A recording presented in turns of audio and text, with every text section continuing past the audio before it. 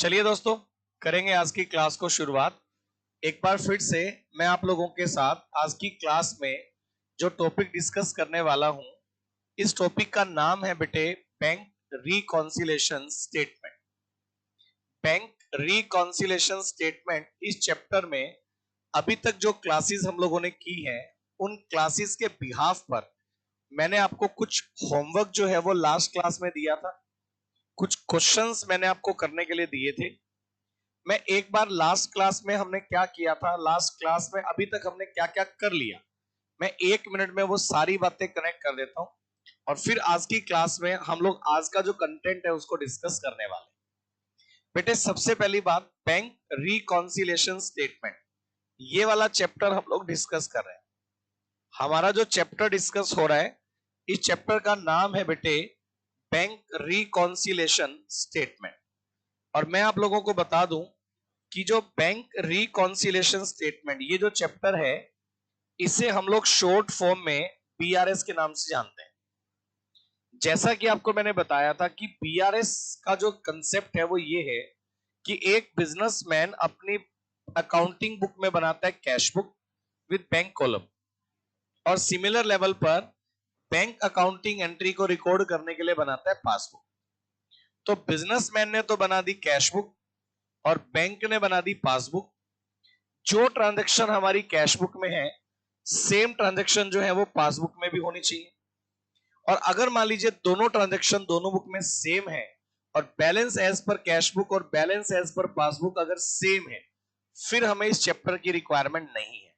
लेकिन अगर balance as पर cash book is not equal to balance as पर पासबुक, तो फिर हम लोग एक स्टेटमेंट ड्रॉप करते हैं और उसमें हम लोग ये चेक करते हैं कि बैलेंस एज पर कैश बुक और बैलेंस एज पर पासबुक में जो डिफरेंस आ रहा है, उस डिफरेंस के क्या क्या रीजंस हैं, वो रीजंस हम लोग फाइंड आउट करते हैं।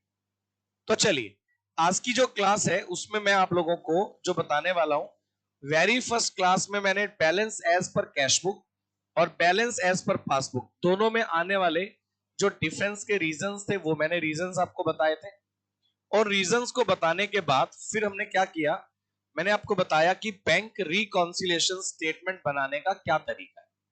तो मैंने आपको बताया कि बैंक रिकॉन्सिलेशन स्टेटमेंट बनाने के लिए अपने पास दो फॉर्मेट होते हैं।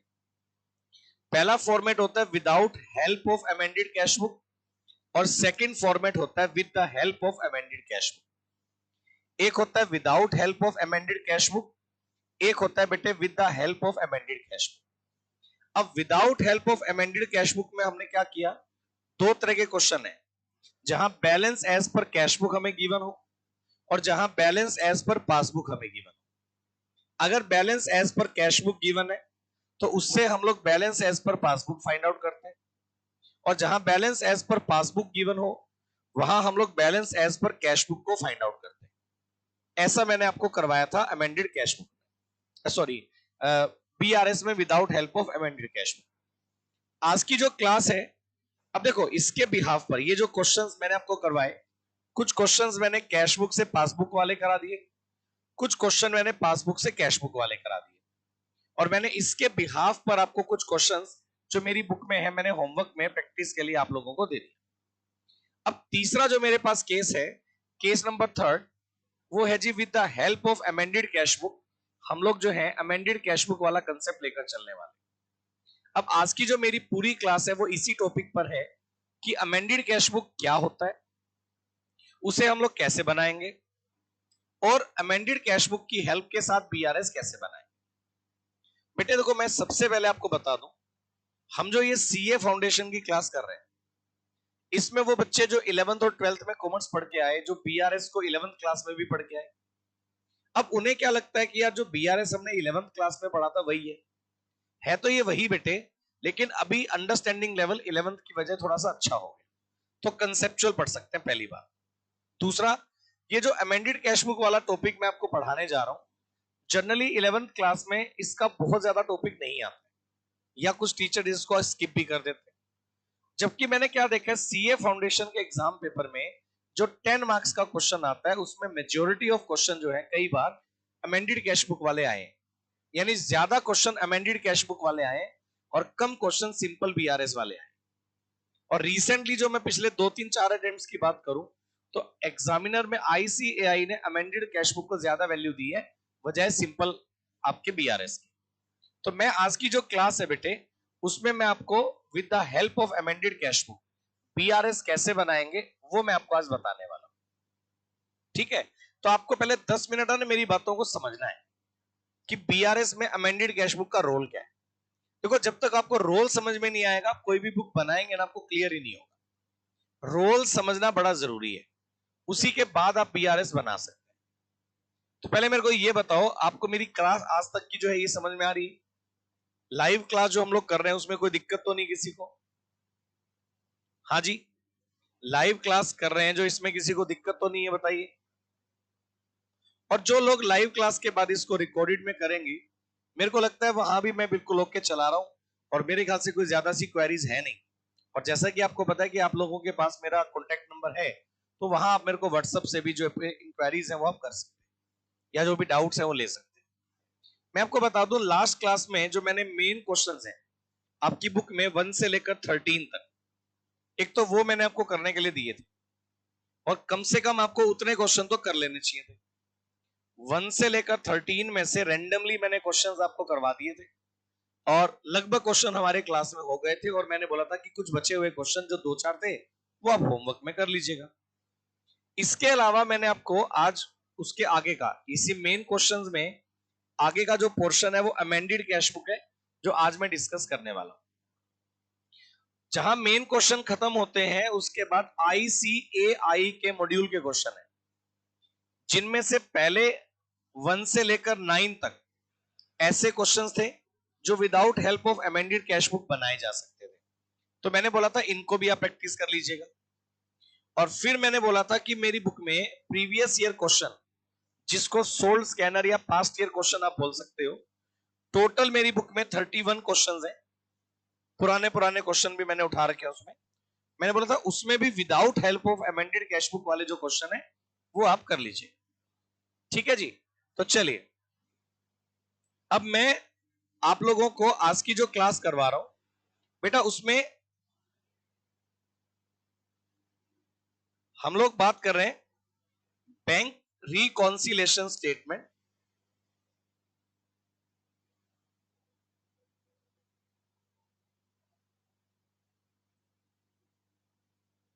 Bank reconciliation statement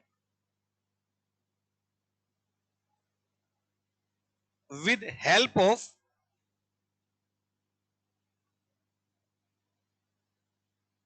amended cash book. आज हम लोग ये वाला टॉपिक पढ़ने वाले, bank reconciliation statement with help of amended cash book. सही है, चलिए bank reconciliation statement with help of amended cash book. बीच में एक दो बच्चे का मैसेज आ रहा है कि सर आप जो ना आईसीएआई वाले क्वेश्चन में से एक दो क्वेश्चन है डाउटफुल या स्कैनर वाले क्वेश्चन में से एक दो क्वेश्चन है डाउटफुल, तो बेटे मैं वो सारे कराऊंगा, टेंशन ना लो। आईसीएआई वाले जो क्वेश्चन है वो भी कराऊंगा और सोल्ड स्कैनर के क्वेश्चन है वो भी कराऊंगा, वो सारे कराऊंगा मैं आपको। ठीक है ना। अभी क्या है, अभी के लिए पहले अपन मेन वाले क्वेश्चंस को कंप्लीट कर दें। जो प्रीवियस ईयर वाले क्वेश्चंस हैं 31 उनको भी अपन करेंगे और जो आपके आईसीएआई के मॉड्यूल के क्वेश्चन है उनमें से भी जो डाउट होंगे वो सारे हम लोग डिस्कस करेंगे, टेंशन मत लीजिए। चलिए तो अभी क्या है, अभी पहले एक बार मैं आपको चैप्टर आगे चलने के लिए बना दूं कि आपके ताकि आप होमवर्क में काम करते चलिए। Bank reconciliation with the help of amended cash book. अब समझने वाली बात क्या है, ये देखिए बेटा बिजनेसमैन ने एक बनाई थी कैश बुक। पहले मैं पूरा फॉर्मेट क्या है, पूरा मतलब आपका इसको कैसे कैसे डील करना है वो सारा मैं नोट करवाऊंगा, उसका प्रोसीजर नोट करवाऊंगा, उसके बाद क्वेश्चन करेंगे न्यूमेरिकल। पहले बेस समझिए क्या है। देखिए एक हमारे पास है कैश बुक जो कि बनाई बिजनेसमैन ने और एक बनाई पासबुक जो कि बनाई बैंक। एक बनाई कैश बुक जो कि बनाई बिजनेसमैन ने और एक बनाई पासबुक जो कि बनाई बैंक। अब मैं ये मान रहा हूं कि बैलेंस एज पर कैश बुक और बैलेंस एज पर पासबुक इक्वल नहीं है, सही है ना, तभी तो बीआरएस बना रहे हैं। अब पहला क्वेश्चन मार्क क्या आता है कि इक्वल क्यों नहीं है, किस वजह से कैश बुक और पासबुक मिसमैच हो रही है। तो मैंने बताया उसके जनरली 3 कारण होते हैं। पहला रीजन होता है delay transaction. Delay transactions, delay transactions का मतलब होता है कि एक एंट्री एक बुक में तो हो गई और दूसरी बुक में नहीं हुई। क्योंकि जब हम लोग बैंक में कोई ट्रांजैक्शन करते हैं तो ट्रांजैक्शन में 2-3-4 दिन का टाइम भी लग जाता है। तो कई बार एंड डेट वाली ट्रांजैक्शन ऐसी होती है जो एक बुक में तो है और अनदर बुक में नहीं है। डिले मतलब उसमें मिस्टेक किसी की नहीं है, लेकिन हम अपनी जगह ठीक है, बैंक अपनी जगह ठीक है, लेकिन डिले होने की वजह से वो ट्रांजैक्शन एक बुक में हुई और दूसरी बुक में नहीं हुई। एक रीजन तो ये हो गया। और डिले के अलावा जो दूसरा रीजन है और जो मेन रीजन है वो आता है बेटे, एक तो आता है errors in making cash book by businessman. ऐसा हो सकता है कि जो बिजनेसमैन जब कैश बुक बनाता है, अब बिजनेसमैन कैश बुक बनाते टाइम खुद अपनी कैश बुक में गलती कर दे। अब अपन ने एक बात पढ़ी कि भाई receipt column of cash book overcast by this amount या undercast by this amount. Businessman ने अपनी कैश बुक का कॉलम ओवरकास्ट या अंडरकास्ट कर दिया। अब आप खुद एक बात बताइए, अगर कैश बुक ओवरकास्ट या अंडरकास्ट कर दिया गया तो कैश बुक के ओवर या अंडरकास्ट होने की वजह से कैश बुक का टोटल पासबुक के टोटल से मैच ही नहीं करेगा। और ये मिस्टेक किसकी वजह से हुई है, तो आप बोलेंगे सर बिजनेसमैन की वजह से हुई है। तो इसका मतलब ये हो गया कि भाई साहब हमारे बिजनेसमैन ने बैलेंस एज पर कैश बुक बनाते टाइम मिस्टेक कर रखी है। तो बैलेंस एज पर कैश बुक अगर पासबुक के इक्वल कैसे आएगा, जब हमारी कैश बुक ही गलत है। तो एक रीजन हो गया कि जब हमने कैश बुक बनाई तो कैश बुक बनाने में ही हमने एरर कर दी। और तीसरा और मेन कंसेप्ट हो सकता है lack of information. Lack of information, आप बोलेंगे सर लैक ऑफ इंफॉर्मेशन क्या होता है। तो बेटे लैक ऑफ इंफॉर्मेशन का मतलब होता है कि जहां बैंक की तरफ से हमें इंफॉर्मेशन ही ना मिले। अब कई बार देखने में क्या आता है, बैंक ने हमारे अकाउंट में कोई ट्रांजैक्शन की, अब बैंक ने मान लीजिए चार्जेस लिए, तो बैंक चार्जेस लेगा, हमारी पासबुक में डेबिट करेगा, और पासबुक में डेबिट करने के बाद बैंक ने हमें इन्फॉर्म ही नहीं किया। अब बैंक अगर हमें इन्फॉर्म नहीं कर रहा है कोई एंट्री डेबिट करके, तो वो एंट्री पासबुक में तो आ गई लेकिन कैश बुक में नहीं आई, जबकि उसको कैश बुक में भी आ जाना चाहिए था अगर बैंक हमें इन्फॉर्म कर देता तो। यानी लैक ऑफ इंफॉर्मेशन की वजह से, एरर्स की वजह से और डिले ट्रांजैक्शन की वजह से, तीन ऐसे मैंने जेन्युइन आपको रीजन बता दिए जिस वजह से बैलेंस एज पर कैश बुक और बैलेंस एज पर पासबुक दोनों मिसमैच हो रहे हैं। अब हमें क्या करना चाहिए, देखो लॉजिकली हमें क्या करना चाहिए, अगर कोई ऐसी ट्रांजैक्शन, मान लीजिए जो ट्रांजैक्शन पासबुक में थी और कैश बुक में भी आनी चाहिए थी, तो क्यों ना हम एक काम करें, बजाय बीआरएस बनाने के हम इस कैश बुक को अमेंड कर दें। यानी अगर कोई ट्रांजैक्शन पासबुक में माइनस हो गई, आप बोलते हैं सर पासबुक का बैलेंस कम हो गया, और अगर मैं उसको कैश बुक में से भी माइनस कर दूं, अगर कोई एंट्री पासबुक में माइनस हो गई, अगर मैं कैश बुक में भी माइनस कर दूं, जो कि होना भी चाहिए था, तो फिर बीआरएस बनाने की जरूरत क्या है। यानी कि अगर कोई एंट्री पासबुक में माइनस हो रखी है और आप बोले सर वो कैश बुक में भी माइनस होनी चाहिए थी, अभी तक नहीं हुई है, तो क्यों ना मैं एक काम कर दूं ना। देखिए अभी हमें कैश बुक का बैलेंस दिया हुआ है, ये देखो मैं क्या करने वाला हूं, हमें ना कैश बुक का क्लोजिंग बैलेंस दिया हुआ है, मैं क्या करता हूं एक नई कैश बुक बना लेता हूं, ये लीजिए एक नई कैश बुक बना लेता हूं, एक नई कैश बुक बना लेता हूं, और जो बैलेंस ऑफ कैश बुक है उसको मैं मेरी कैश बुक का ओपनिंग बैलेंस बना लेता हूं। एक नई कैश बुक बना लेता हूं और उस नई कैश बुक में जो क्वेश्चन में गिवन कैश बुक है उसका जो बैलेंस है उसको मैं अमेंडेड एक नाम दे देता हूं, अमेंडेड कैश बुक। मैं इसको नाम दे देता हूं अमेंडेड कैश बुक। अब और अमेंडेड कैश बुक में मैं क्या करूंगा, अब आप बोलते हैं सर एक एंट्री पासबुक में तो आ गई लेकिन कैश बुक में नहीं आई। कोई बात नहीं, हम अमेंडेड कैश बुक में लिख देते हैं, ये लो, हम बजाय बीआरएस बनाने के हम कैश बुक को अमेंड कर देते हैं। अमेंड का मतलब चेंज करना। अब अगर मैंने कैश बुक में अमेंड कर दिया तो दो चीजें सही हो जाएंगी। एक तो जो हमारी गलती है जो कैश बुक में आनी चाहिए थी आई नहीं है, एक तो वो भी ठीक हो जाएगी, पहली बात, जो कि बीआरएस में नहीं हो रहा था। अमेंडेड में लिखने से दो फायदे हो गए, एक तो कैश बुक रिवाइज होगी जो हमें करनी करनी है, और एक अब हमें बीआरएस की जरूरत नहीं पड़ेगी। अगर केवल यही डिफरेंस है, अगर केवल यही डिफरेंस है कि भाई एक एंट्री पासबुक में तो है लेकिन कैश बुक में नहीं है, तो आप अमेंडेड कैश बुक बना दो। अमेंडेड कैश बुक में जैसे एंट्री लिखेंगे और फिर आप बैलेंस निकालेंगे, अगर तो डिफरेंस का एक ही कारण है तो यहां जो अमेंडेड कैश बुक का बैलेंस आएगा वो हमारी पासबुक के इक्वल आ जाएगा। उसमें क्या है, सही बात है या नहीं है? जो अमेंडेड कैश बुक का बैलेंस है, अगर जो एरर थी या जो भी रीजन रहा, अगर मैं इसको अमेंडेड में ठीक कर दूंगा तो बैलेंस एज पर कैश बुक और बैलेंस एज पर पासबुक बराबर आ जाएगा। और अगर आ गया तो हमें बीआरएस की जरूरत ही नहीं है। पहले इतना बताओ ये सबको क्लियर है क्या? पहले इतना बताओ ये सबको क्लियर है क्या कि अगर मान लो जो एंट्री पासबुक में थी अगर उसको मैं अमेंडेड कैश बुक में कर देता हूं तो बीआरएस बनाने की जरूरत क्या है? आप ये बताओ, खुद बताओ, ठीक बात है या नहीं है? मैं बता इतना बढ़िया शानदार रहा हूं बेटे, आपको दिक्कत ही नहीं आएगी। अब मैं जो चीज आपको बताने वाला हूं ध्यान से सुनो।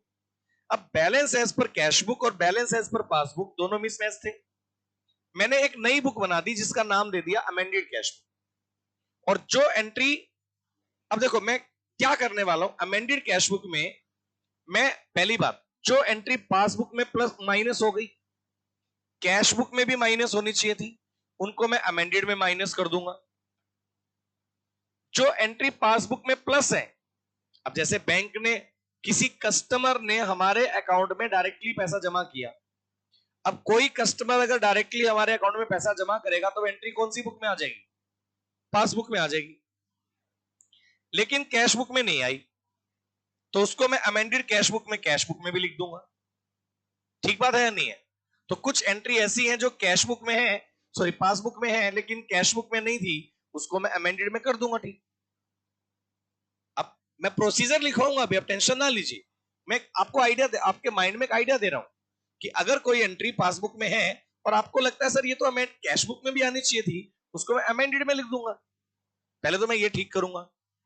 अब हो सकता है इतना ठीक करने से ही हमारी बात बन जाए। फिर दूसरा कारण क्या हो सकता है दोनों बुक के मिसमैच होने का? दूसरा कारण यह हो सकता है कि जो बिजनेसमैन है उसने कैश बुक बनाते टाइम गलती कर दी हो। अब भैया गलती तो करी बिजनेसमैन ने खुद ने, है ना, और वो ये कह रहा है बाद में कि भैया हमारी कैश बुक पासबुक से मैच नहीं कर रही है। अरे तुम खुद ही कैश बुक गलत बना के बैठे हो। अब कोई एंट्री कैश बुक में आनी थी किसी अदर अमाउंट से, आपने रिकॉर्ड कर दी अदर अमाउंट से।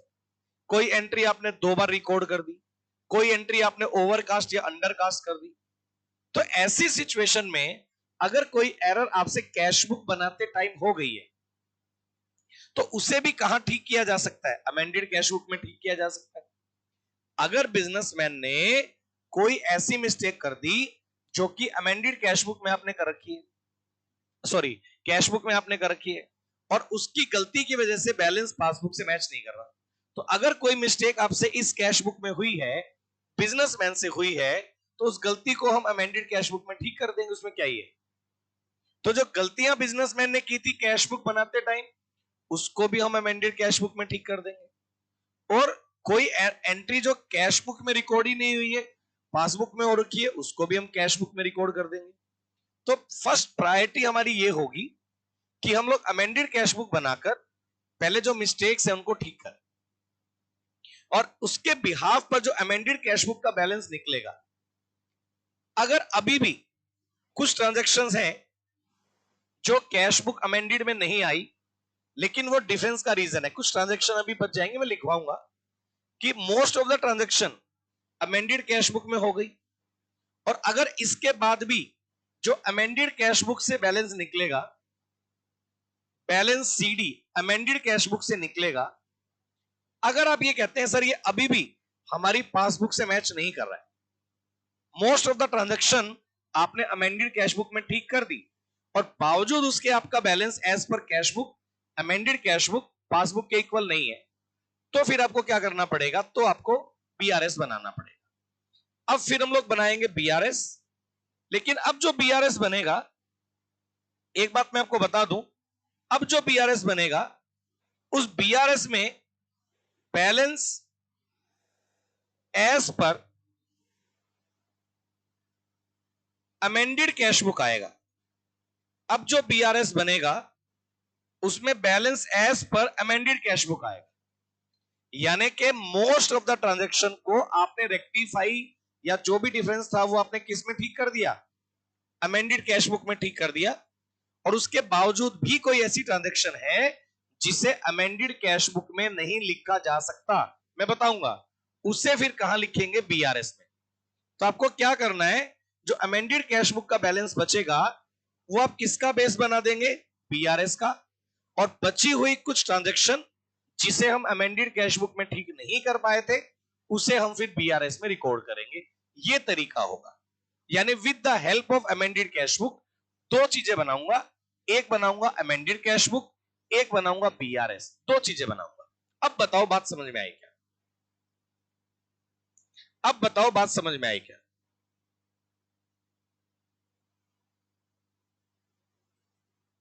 एक एक पॉइंट बिल्कुल जस्टिफाई करके चलेंगे बेटे, एक एक पॉइंट जस्टिफाई करेंगे। अब मैं आपको ये बात बताने के बाद अब मैं ना प्रोसीजर सारा बताऊंगा कि अमेंडेड कैश बुक को कैसे बना करके चलना है।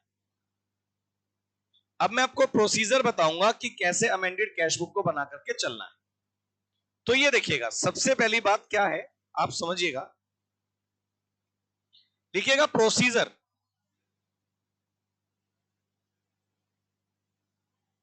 फॉर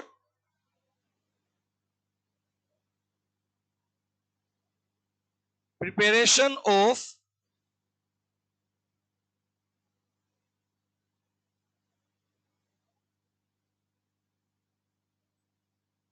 बैंक रिकॉन्सिलेशन स्टेटमेंट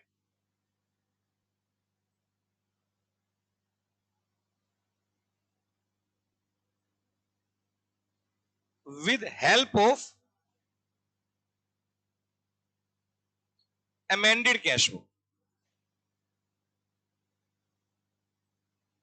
कि भैया विद अमेंडेड कैश बुक आपको कैसे कैसे ट्रांजैक्शन जो है वो करनी है।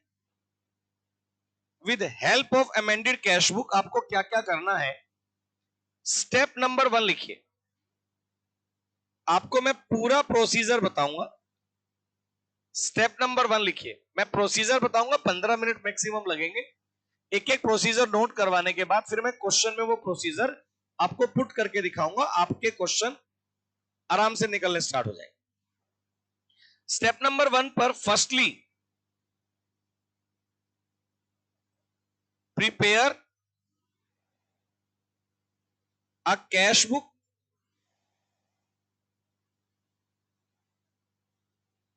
with bank column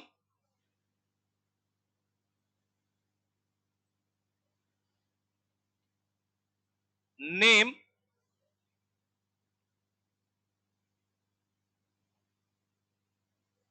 amended cash book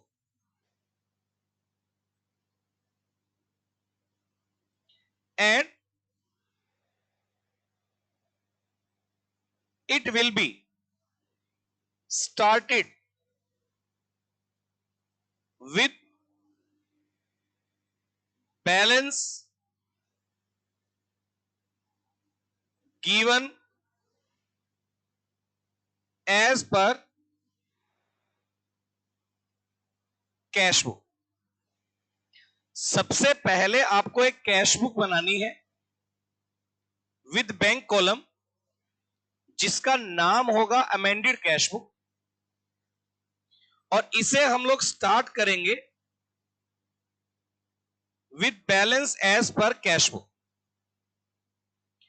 अब अमेंडेड कैश बुक जो है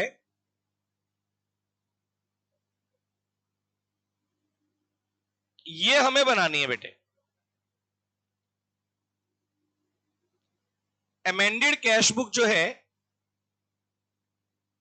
ये हमें बनानी है, और इस फॉर्मेट में अगर आपके कैश बुक का डेबिट बैलेंस है तो बैलेंस बीडी यहां रखिए, अगर क्रेडिट बैलेंस है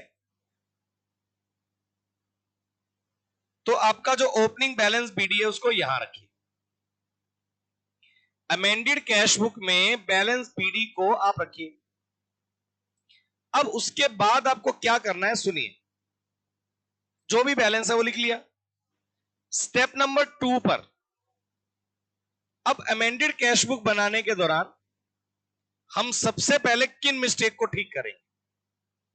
अमेंडेड कैश बुक बनाते टाइम हम सबसे पहले किन्हें ठीक करेंगे? देखिएगा, rectify the errors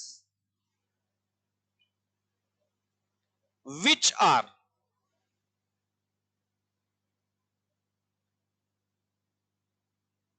already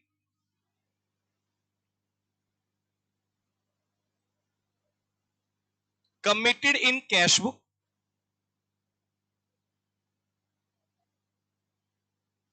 by passing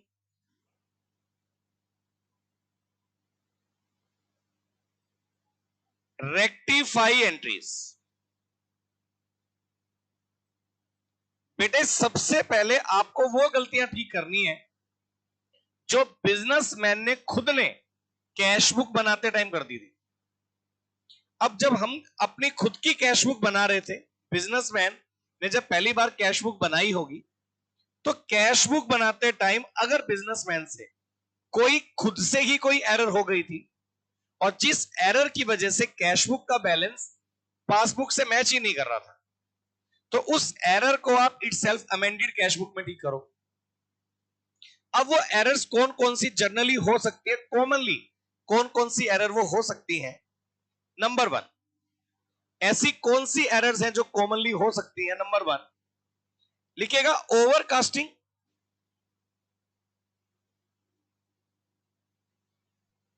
oblique undercasting,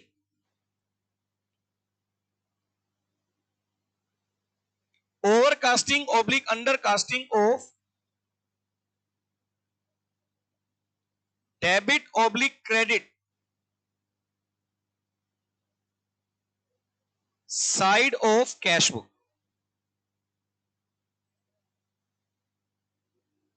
debit oblique credit side of cash book, overcasting and undercasting of debit and credit side of cash book. अगर आपने रिसिप्ट या पेमेंट में से किसी भी साइड का टोटल ओवर या undercast कर दिया जिसकी वजह से कैश बुक का बैलेंस पासबुक से मैच नहीं कर रहा है, तो सबसे पहले तो अपने को वो ठीक करना है। कैश बुक में ओवर या अंडरकास्ट हो सकता है, रिसिप्ट साइड का भी और पेमेंट साइड का भी, तो आप सबसे पहले उसको ठीक करिए। पहली गलती तो बिजनेसमैन से यही हो सकती है। दूसरा, cheque issue to supplier but not recorded in cash book. आप जरा अपने दिमाग से सोचिए, हमने सप्लायर को चेक इशू कर दिया। अब सप्लायर को अगर हम चेक इशू करेंगे तो भाई साहब सप्लायर तो चेक लेके बैंक में जाएगा ना, पेमेंट करवा लेगा। अब हमने सप्लायर को चेक बना के दे दिया और हम खुद की कैश बुक में रिकॉर्ड ही करना भूल गए। अब एंट्री कैश बुक में तो नहीं है, लेकिन बैंक में जाके वो प्रेजेंट करेगा तो बैंक तो चेक क्लियर कर देगा। तो यानी कि एंट्री कैश बुक में नहीं है लेकिन पासबुक में आ गई। अब बैंक की कोई गलती नहीं है, गलती आपकी खुद की है कि आपने कैश बुक में रिकॉर्ड क्यों नहीं किया, तो उसे हम अमेंडेड कैश बुक में माइनस कर देंगे। क्या करेंगे वो तो क्वेश्चन में आपको समझ में आ जाएगा। कैश बुक का बैलेंस ज्यादा था तो उसको वापिस से माइनस कर देंगे। Number 3, cheque deposit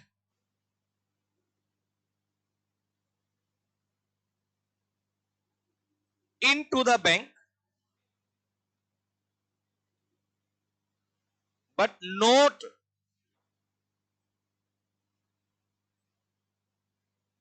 recorded in cash book.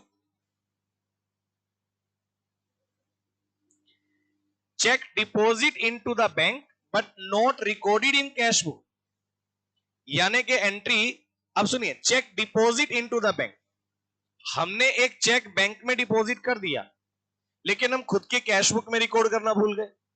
अब जरा सोचिए, चेक डिपॉजिट कर दिया तो कैश बुक में बढ़ना चाहिए था, हमने किया ही नहीं रिकॉर्ड, पासबुक में डिपॉजिट हो गया, पासबुक का बैलेंस अप हो गया। बैंक की क्या गलती है, आपने रिकॉर्ड नहीं किया। ठीक बात है या नहीं है? नंबर 4 लिखिएगा। Number 4, incorrect amount. Incorrect amount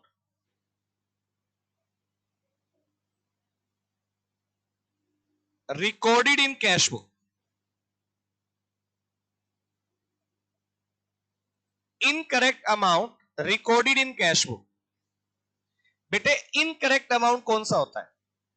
कोई भी अमाउंट जो कैश बुक में लिखते टाइम आपने गलत लिख दिया। एक एंट्री में करवा रहा था, हमने बैंक में डिपॉजिट किए 500 रुपए लेकिन हमारे कैशियर ने रिकॉर्ड कर दिए 600 रुपए। यानी हमने कोई एंट्री जो कैश बुक में करनी थी अलग अमाउंट से और बाय मिस्टेक हमने कैश बुक में कर दी अलग अमाउंट से।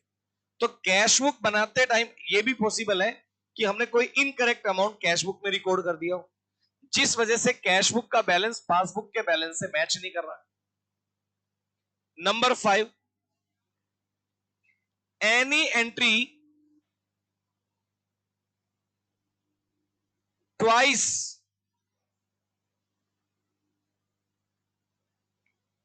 Recorded in cash book. Twice recorded in cash book, twice record करने का मतलब 2 बार। अब कोई भी एंट्री अगर आपने कैश बुक में 2 बार रिकॉर्ड कर दी, ट्वाइस रिकॉर्ड कर दी, तो वो एंट्री कौन सी बुक में है? तो आप बोलेंगे सर वो एंट्री कैश बुक में तो है लेकिन पासबुक में है, बट वो एक बार होगा। कैश बुक में एंट्री आपने कर दी 2 बार और पासबुक में वो रिकॉर्ड होगी 1 बार। यानी कोई भी एंट्री कैश बुक में 2 बार होने से कैश बुक पर तो डबल इफेक्ट आ गया और पासबुक में रिकॉर्ड हुई है 1 बार। तो कुल मिलाकर बात क्या है कि कुछ ये वो एरर्स हैं जो बिजनेसमैन कैश बुक बनाते टाइम खुद गलत करके बैठा है। तो आपको यह बोला गया कि पहले खुद की गलतियां अमेंडेड कैश बुक में ठीक कर लो, जिनसे कैश बुक बढ़ गई थी उनको वापस से कम कर दो, जिनसे कैश बुक कम हो गई थी वो वापस से बढ़ा दो। अमेंडेड कैश बुक में पहले आप ये गलतियां ठीक करेंगे, यानी कि पहले वो गलतियां ठीक होंगी जो कि बिजनेसमैन ने खुद ने कैश बुक बनाते टाइम रिकॉर्ड की थी, हम उसे ठीक कर देंगे। ठीक बात है या नहीं है? वो मिस्टेक आपकी ठीक हो गई। स्टेप नंबर 2 में हमने रेक्टिफाई किया। आ जाओ स्टेप नंबर 2 के बाद स्टेप नंबर 3। स्टेप नंबर 2 के बाद स्टेप नंबर 3 लिखिए। लिखिएगा entries which are already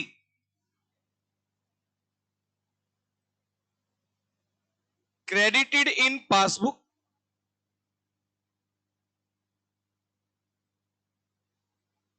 but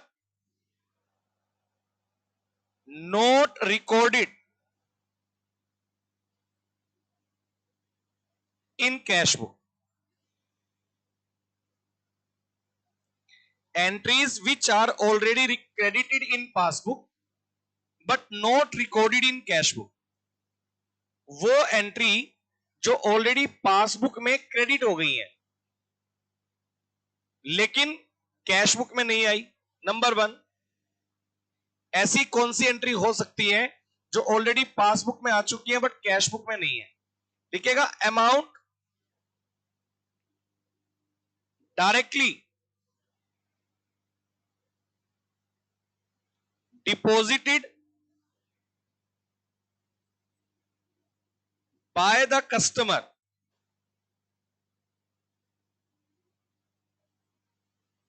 in our bank account. Amount directly deposit by the customer in our bank account. किसी कस्टमर ने हमारे बैंक में डायरेक्टली पैसा जमा कर दिया. अब वो वाली एंट्री कौन सी बुक में है? पासबुक में है, लेकिन कैश बुक में नहीं है. Number 2, interest credited by the bank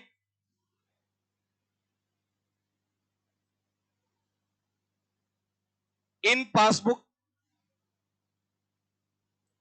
bank ने पासबुक में इंटरेस्ट क्रेडिट किया. अब बैंक अगर पासबुक में इंटरेस्ट क्रेडिट करेगा तो एंट्री पासबुक में तो है बट कैश बुक में नहीं है. और number 3 interest and dividend. Interest and dividend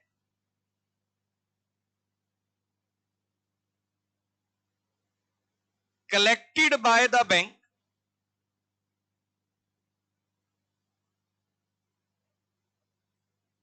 on our behalf. Interest and dividend collected by the bank on our behalf. हमारे बिहाफ पर बैंक ने इंटरेस्ट और डिविडेंड कलेक्ट किया. अब अगर ऐसा है कि बैंक ने इंटरेस्ट एंड डिविडेंड कलेक्ट किया हमारे बिहाफ पर, तो ये एंट्री पासबुक में तो है बट कैश बुक में नहीं है. अब ये वो सारी एंट्रीज हैं जो जनरली पासबुक में क्रेडिट हो गई लेकिन कैश बुक में रिकॉर्ड नहीं हुई है. चले आगे. Step number 4. चलिए, इतना काम हमने अमेंडेड कैश बुक में ठीक कर दिया. अब आप लिखिएगा entries which are already debited in passbook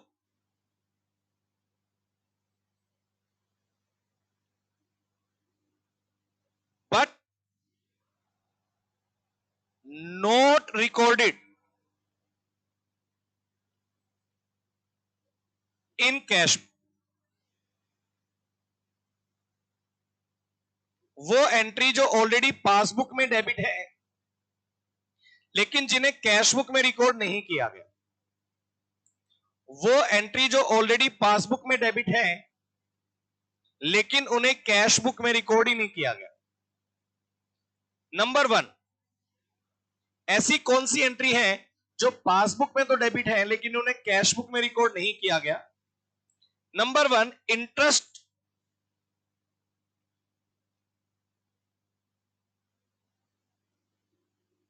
charge by the bank.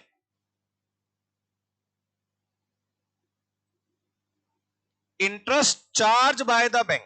सबसे पहले बैंक ने इंटरेस्ट चार्ज किया on bank overdraft. Interest charge by the bank on bank overdraft. Number 2, bank charges and commission. Bank charges and commission.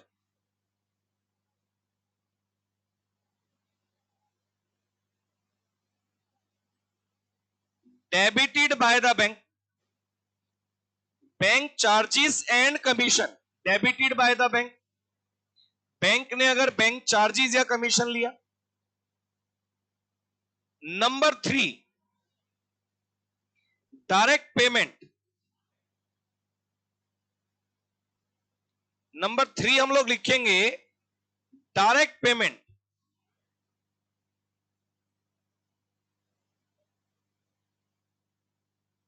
Direct payment made by the bank. Direct payment made by the bank on our behalf.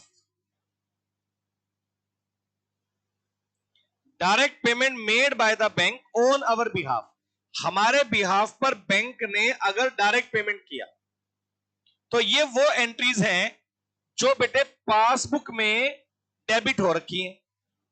अब ये entries passbook में क्या हो रखी है, debit, लेकिन इन entries को cash book में रिकॉर्ड ही नहीं किया गया था, तो इन्हें भी मैं अमेंडेड कैश बुक में रिकॉर्ड कर दूंगा। तो अमेंडेड कैश बुक में अभी तक मैंने 3 तरह की एंट्री को रिकॉर्ड कर दिया। अमेंडेड कैश बुक में अभी तक मैंने 3 तरह की एंट्री रिकॉर्ड करी है, रेक्टिफाई करी है। पहली वो एंट्री जो बिजनेसमैन ने खुद ने कैश बुक बनाते टाइम मिस्टेक की थी, नंबर 1। नंबर 2, मैंने वो एंट्री रेक्टिफाई की जो पासबुक में क्रेडिट है लेकिन कैश बुक में नहीं आई है, तो कैश बुक में भी इसको करो अमेंडेड में, प्लस किया। और नंबर 3, कोई भी एंट्री जो पासबुक में डेबिट है और कैश बुक में भी माइनस होनी चाहिए थी, वो मैंने अमेंडेड कैश बुक में माइनस कर दिया। इतनी मिस्टेक मैंने अमेंडेड कैश बुक में रेक्टिफाई कर दी। अब अमेंडेड कैश बुक में ये सारी मिस्टेक जब रेक्टिफाई हो जाएंगी तो इन मिस्टेक्स को रेक्टिफाई करने के बाद कुछ डेबिट में हुई, कुछ क्रेडिट में हुई, और यहां से बाय बैलेंस सीडी यानी कि बैलेंस एज पर कैश बुक, ये निकल कर आ जाएगा। अमेंडेड कैश बुक का बैलेंस एज पर कैश बुक, ये निकल कर आ जाएगा। अब आपको मैंने 4 स्टेप बताए, लिखते चलिए आप एक बार। 2 स्टेप हो रहे छोटे छोटे।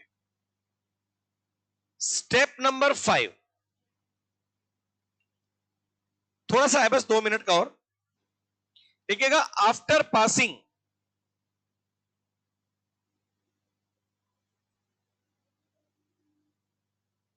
all above entries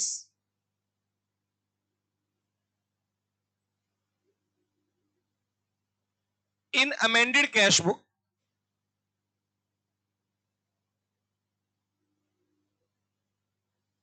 now find out the rectify balance of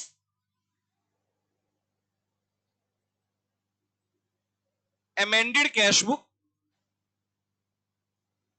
and it will be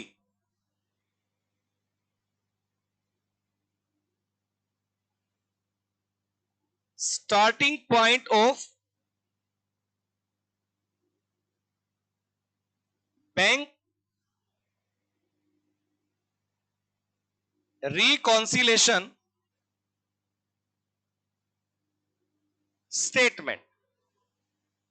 यानी कि आपने पहले अमेंडेड कैश बुक बना लेनी है और अमेंडेड कैश बुक का जो बैलेंस बचेगा वो हमारा बीआरएस का स्टार्टिंग पॉइंट बनेगा।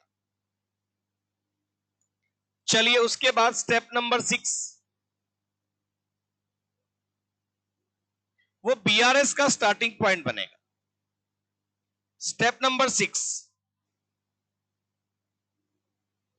ये लिखा गया, following items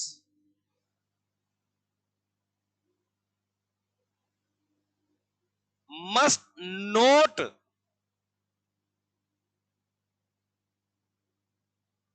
recorded in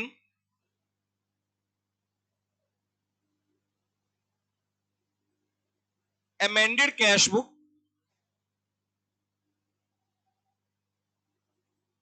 these transactions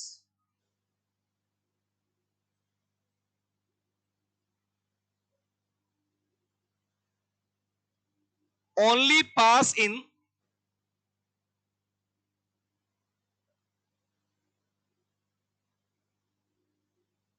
bank reconciliation statement.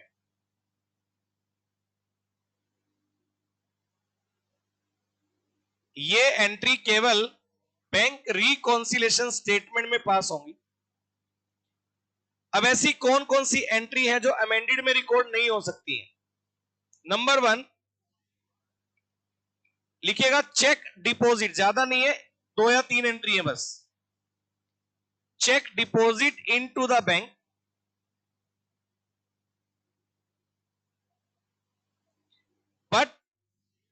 Note collected by the bank, not collected by the bank, यानी एंट्री कैश बुक में तो आ गई, चेक हमने बैंक में डिपॉजिट कर दिया, लेकिन बैंक ने वो चेक कलेक्ट ही नहीं किया, यानी एंट्री कैश बुक में तो है लेकिन पासबुक में नहीं है। Number 2, cheque issued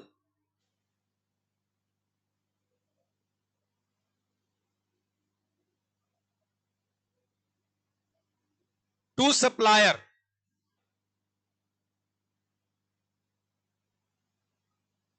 but not presented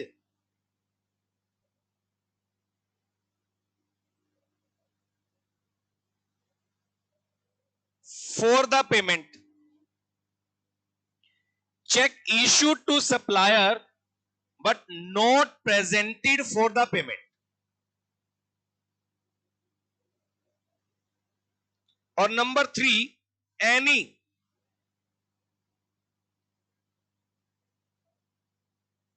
wrong entries in passbook, अगर पासबुक में कोई एंट्री रॉन्ग रिकॉर्ड हुई है तो वो भी जो है वो अमेंडेड कैश बुक में ही ठीक होगी। अब ये 3 ऐसी एरर हैं बेटे, ये 3 ऐसी एरर हैं जिन्हें अमेंडेड कैश बुक में ठीक नहीं किया जा सकता, जिन्हें हम लोग बीआरएस में ही रिकॉर्ड करेंगे, जिन्हें हम लोग बीआरएस में ही रिकॉर्ड करने वाले हैं।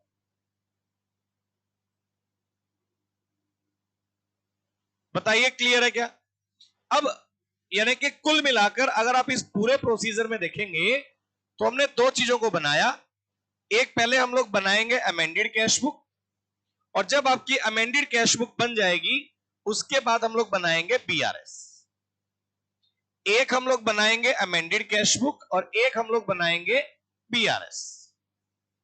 और अगर बेटे आपको आज की क्लास में जो मैंने ये नोट करवाया, अगर आपको इतना क्लियर है तो मैं आप लोगों को आज की जो क्लास है बेटे, इसके बिहाफ पर आपको जो है bank reconciliation statement with help of amended cash book, इसके कुछ न्यूमेरिकल क्वेश्चन जो है आपको मैं स्टार्ट करवा रहा हूं।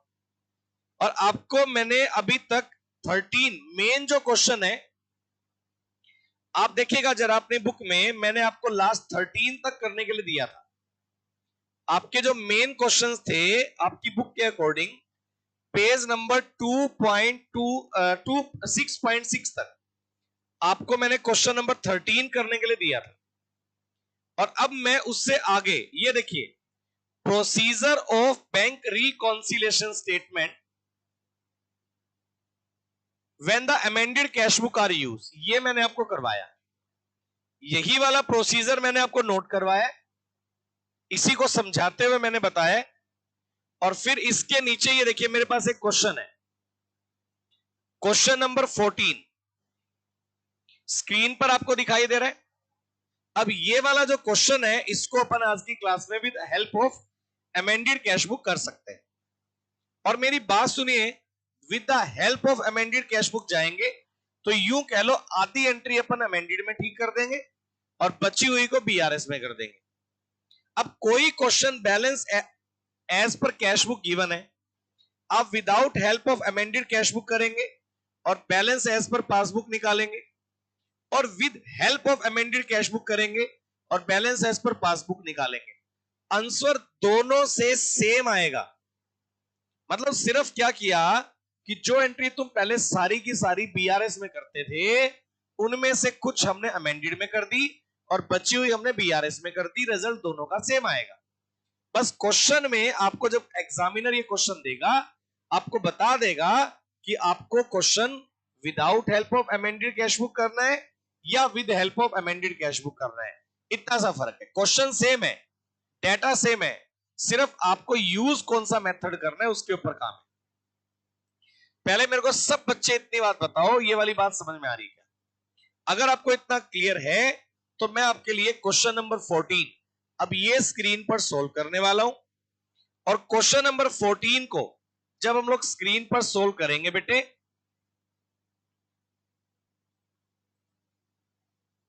क्वेश्चन नंबर 14 को जब हम लोग स्क्रीन पर सोल्व करेंगे तो मैं आपको बता दूं, यहां मैं आप लोगों के लिए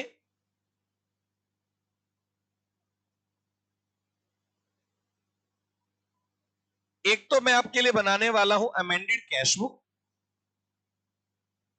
ये देखिएगा क्वेश्चन नंबर 14, इसमें एक तो मैं आपको बना के देने वाला हूं अमेंडेड कैश बुक, और एक मैं आपको बना के देने वाला हूं बैंक रिकॉन्सिलेशन स्टेटमेंट। आप सब बच्चे मेरे साथ पहले ये दो फॉर्मेट बना लीजिए। एक आपको बनाना है अमेंडेड कैश बुक में सिर्फ बैंक कॉलम, और एक आपको बनाना है बीआरएस। और जब आप बीआरएस बनाएंगे, ये देखिएगा, आप जब बीआरएस बनाएंगे, बैंक रिकॉन्सिलेशन स्टेटमेंट अगर आप बनाएंगे, ये बनेगी with the help of amended cash book. यानी कि पहले जो क्वेश्चन में बैलेंस गिवन है उसको मैं बेस बनाऊंगा अमेंडेड कैश बुक में, और अमेंडेड कैश बुक का जो बैलेंस आएगा उसको बेस बनाकर मैं लेके आऊंगा बीआरएस। अब आप ये देखिएगा, क्वेश्चन जो है आपकी बुक में, इसमें लिखा गया according to cash book of Gopi, according to cash book of Gopi there was a balance 44,500 standing to the credit on June 30, 1996। ये कहता है 44,500 कैश बुक का जो बैलेंस है वो क्रेडिट बैलेंस होना चाहिए पासबुक का, ऐसा मिस्टर गोपी ने बोला है। ये पासबुक का क्रेडिट बैलेंस होना चाहिए ऐसा इसने बोला है, यानी कि ये बैलेंस एज पर कैश बुक है बेटे। ये डेबिट बैलेंस, आधे बच्चे इसको गलत पढ़ते हैं, ये डेबिट बैलेंस एज पर कैश बुक है। मिस्टर गोपी की कैश बुक ये कहती है कि पासबुक का क्रेडिट बैलेंस होना चाहिए 44,500। इसका मतलब मिस्टर गोपी ये कह रहा है कि भैया हमारी कैश बुक में कैश बुक का जो बैलेंस है 44,000 डेबिट है, तो तुम्हारा बैलेंस 44,000 क्रेडिट होना चाहिए, ये गोपी ने कहा। यानी कि ये जो 44,500 कैश बुक का बैलेंस है ये डेबिट बैलेंस है। और इसने बोला on investigation you find that, हमने जब इन्वेस्टिगेशन किया तो हमें पता चला, number 1, cheque amounting to 60,000 issued to creditor have not been presented for the payment till this date। ऐसा करते करते point 1, point 2, point 3, point 4, point 5, point 6, point 7, ये 7 पॉइंट है जी। एक एक करके करवाऊंगा मैं, आप टेंशन मत लीजिए। 7 पॉइंट है जो कि कैश बुक और पासबुक के डिफरेंस के रीजन है। अब हमें क्या करना है, हमें यह करना है कि एक तो हमें बनानी है amended cash book. Amended cash book में आप सबसे पहले balance BD, amended cash book में सबसे पहले बैलेंस बीडी ये आप रखिए 44,500। अमेंडेड कैश बुक में बैलेंस बीडी ये आप रखिए 44,500। और उसके बाद एक एक करके सब एंट्रीज को अपन करेंगे डील। जो एंट्री अमेंडेड कैश बुक से रिलेटेड है वो जाएगी अमेंडेड में, और जो एंट्री अमेंडेड कैश बुक से रिलेटेड नहीं होगी वो जाएगी बेटे बीआरएस में। तो भाई अगर मैं आपकी इन्वेस्टिगेशन का पहला पॉइंट पढ़ूं, आप मेरे को बताना कौन सी एंट्री अमेंडेड में जाएगी या कौन सी एंट्री बीआरएस में जाएगी। पहली एंट्री है cheque amounting ₹60,000 issued to creditor not presented for the payment till the date। हमने 60,000 के चेक इशू किए थे जो कि पेमेंट के लिए प्रेजेंट नहीं हुए।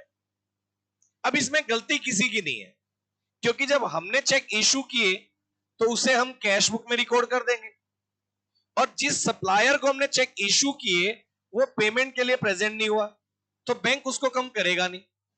अब हम अपनी जगह ठीक है, बैंक अपनी जगह ठीक है, गलती दोनों में से किसी की नहीं है। तो ऐसी जो एंट्री है उन्हें अमेंडेड कैश बुक में ठीक नहीं किया जा सकता, उसे करेंगे बीआरएस में। अब मेरे पास जो बच्चे लाइव कनेक्ट है उनके जवाब आ रहे हैं कि सर ये वाली एंट्री आपको बीआरएस में रेक्टिफाई करनी चाहिए। अब आप मेरी बात थोड़ा एक बात और सुन ले, मैं यहां अमेंडेड कैश बुक बना रहा हूं और जो अमेंडेड कैश बुक बनकर जो बैलेंस आएगा वो मैं लिखूंगा बैलेंस एज पर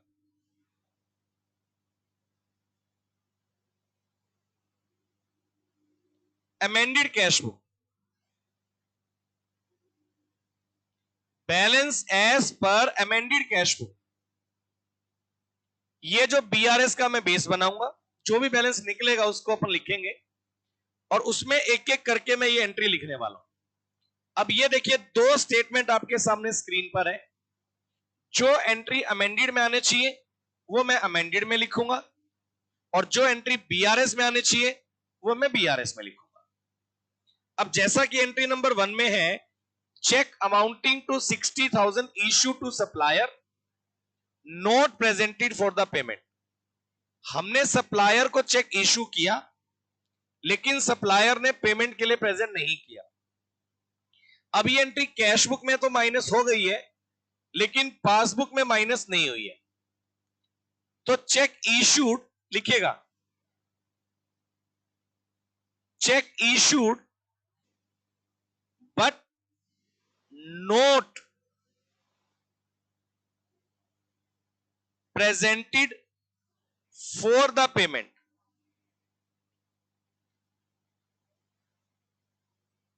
check issued but not presented for the payment. अब ये वाली एंट्री ने कैश बुक को क्या कर दिया था, कम, क्योंकि हमारी बेस भी कैश बुक है और बेस को ही अपन बनाएंगे, बेस के अकॉर्डिंग प्लस माइनस करेंगे तो ये 60,000 बीआरएस में वापिस से क्या हो जाएगा, ऐड।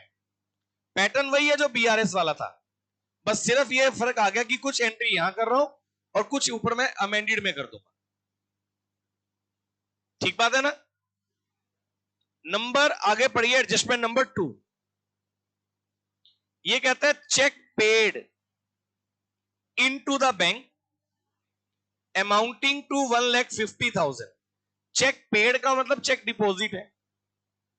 1,05,000 रुपए के चेक हमने बैंक में डिपॉजिट किए, out of which cheque amounting to 55,000 only collected by the bank up to June 30। लेकिन बैंक ने उसमें से कलेक्ट किए 55,000 रुपए। बचे हुए 50,000 रुपए के चेक ऐसे हैं जो कैश बुक में तो आ गए लेकिन बैंक की पासबुक में नहीं आए, और इसमें गलती किसी की भी नहीं है। तो ये वाली एंट्री बताइए बीआरएस में होगी या अमेंडेड में होगी। मतलब यहां कोई फॉल्ट नहीं है, हमने चेक बैंक में डिपॉजिट कर दिए थे, कलेक्ट अभी कम हुए, तो जो चेक अभी तक कलेक्ट नहीं हुए वो एंट्री कैश बुक में तो है लेकिन पासबुक में नहीं है। तो ये वाली एंट्री भी अमेंडेड कैश बुक में बीआरएस में ठीक होगी। लिखेगा चेक डिपॉजिटेड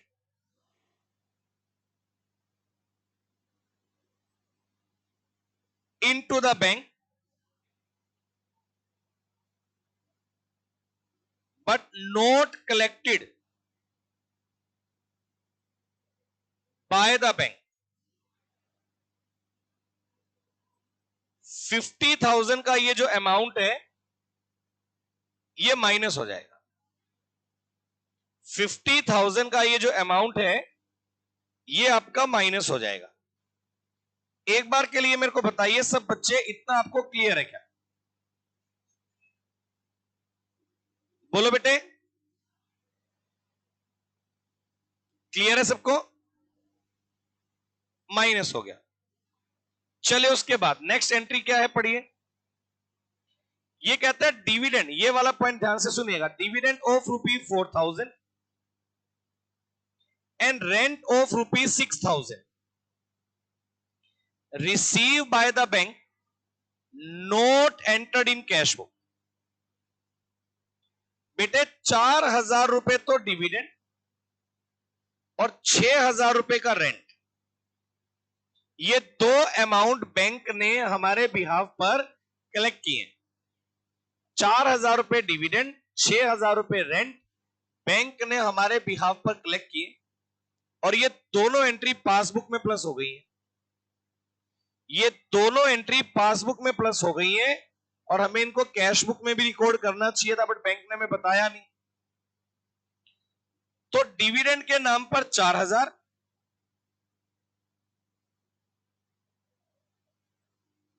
और रेंट के नाम पर 6,000,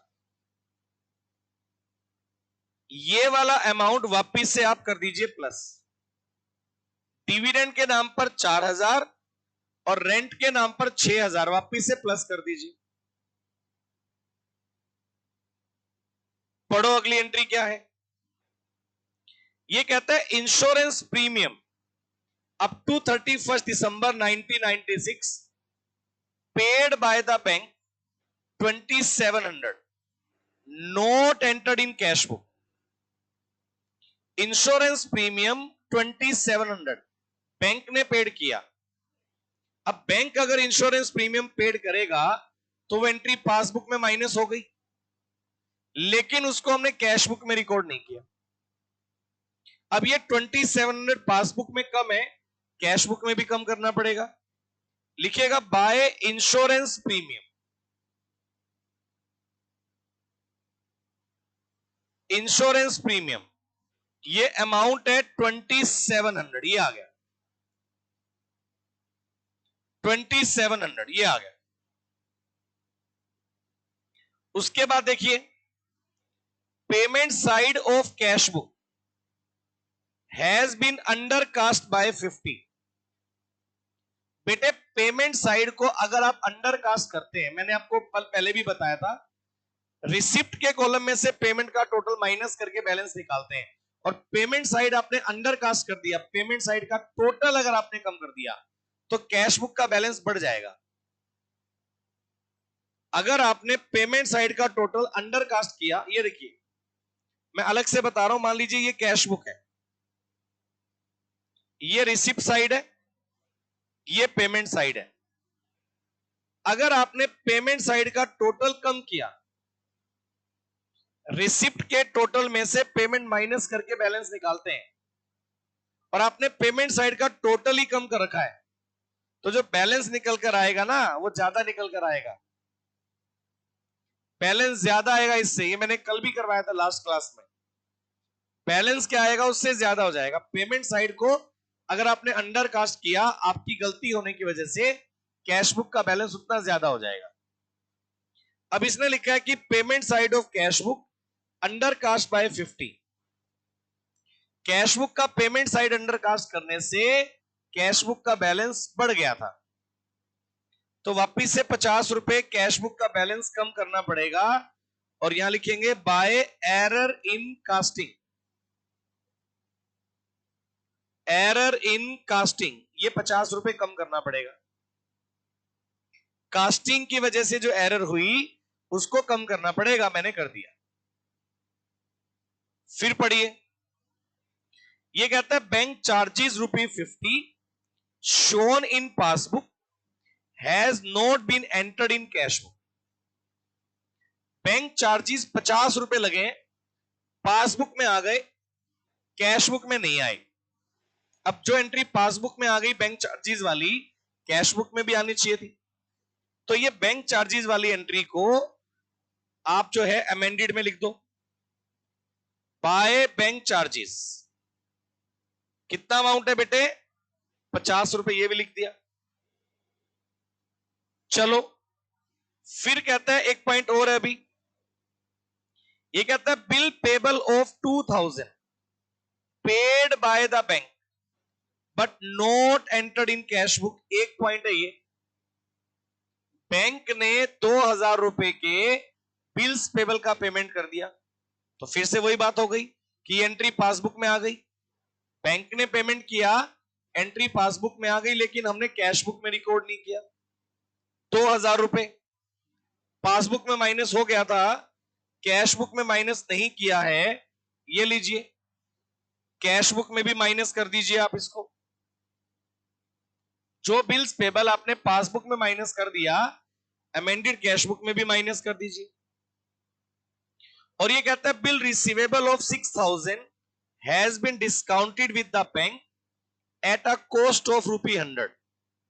एक बीआर हमें मिला 6000 रुपए का, बैंक से डिस्काउंट करवा लिया 100 रुपए डिस्काउंट चार्ज पर, तो बैंक हमारी पासबुक में 5900 क्रेडिट कर देगा। हमें किसी कस्टमर से बीआर मिला, बीआर हमने बैंक को दिया, बैंक ने 100 रुपए चार्ज माइनस करके बचा हुआ 5900 हमारे अकाउंट में क्रेडिट कर दिया। But it was also not recorded in cash book. अब बीआर डिस्काउंट से जो 5900 मिला वो पासबुक में तो रिकॉर्ड हो गया, लेकिन हमने उसको कैश बुक में रिकॉर्ड नहीं किया। तो चलिए, टू बीआर डिस्काउंटेड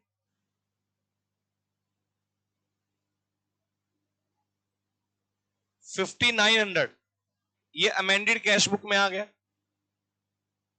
इसके अलावा बस you are required to prepare appropriate adjustment in cash book, that means amended cash book, और फिर बनाना है reconciliation. Sir bills payable 2000 credit side में अमेंडेड कैश बुक। अच्छा, आपने मेरे को जवाब दिया, सही है बेटा। अब इतनी वर्किंग करने के बाद ये देखिए, अब हम रिसिप्ट के टोटल में से पेमेंट का टोटल माइनस करेंगे। 44,500, 4,000, 6,000, 5,900, ये टोटल आ गया रिसिप्ट साइड का 60,400। पेमेंट साइड में 27, 50, 50 और 2000, ये वैल्यू आ गई 4800। माइनस करेंगे तो by balance CD, balance CD 55,600,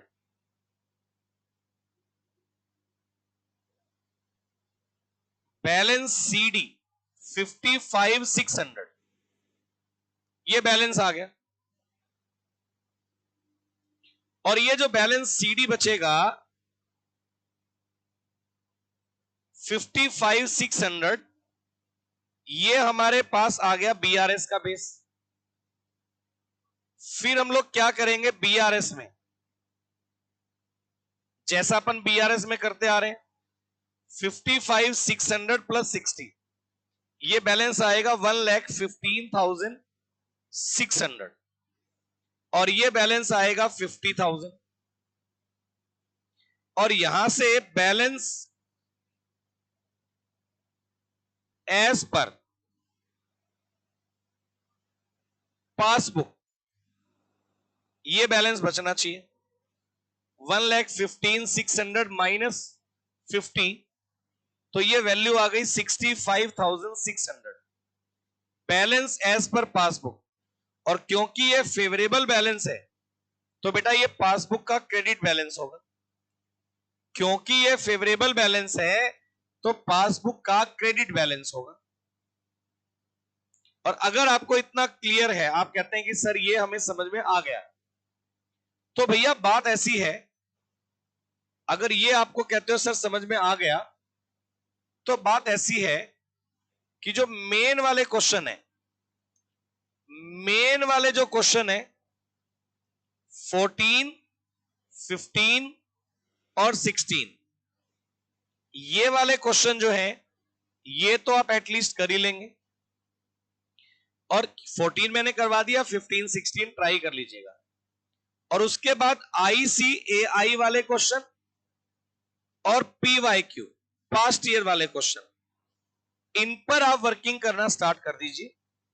next class आपकी पहले मैं डाउट क्लास लूंगा, जिसमें मेन वाले क्वेश्चन में से जो 16 तक क्वेश्चन है स्टार्टिंग से लेके 16 तक वो वाले, और ICAI के 1 से लेकर 9 तक विदाउट अमेंडेड, और 10 से लेके 14 तक विद अमेंडेड।